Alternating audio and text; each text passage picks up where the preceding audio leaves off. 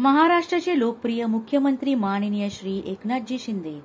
व उपमुख्यमंत्री देवेंद्रजी फडणवीस यांच्या प्रमुख उपस्थितीमध्ये मुंबई उत्तर पश्चिम लोकसभा मतदारसंघातून महायुतीचा शिवसेनेचा अधिकृत उमेदवार म्हणून श्री रवींद्र वायकर यांनी नामांकन अर्ज दाखल केला। यावेळी मुंबई भाजप अध्यक्ष श्री ॲडव्होकेट आशिष शेलार, खासदार श्री गजानन कीर्तीकर,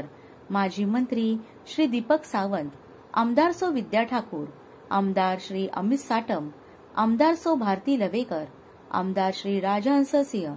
आमदार श्री दिलीप लांडे, शिवसेनेच्या प्रवृत्त्या सौ शीतल म्हात्रे, श्री सिद्धेश कदम, सौ शालिनी ठाकरे, श्री योगेश परुळेकर, श्री संदीप दळवी, श्री संदेश देसाई, श्री अशोक पाटील, श्री प्रशांत राणे तसेच महायुतींच्या घटक पक्षातील पदाधिकारी व कार्यकर्त्यांच्या जनसागरमध्ये ही भव्य रॅली पार पडली। तसेच आदरणीय राजसाहेबांनी दिलेल्या आदेशाचे पालन करत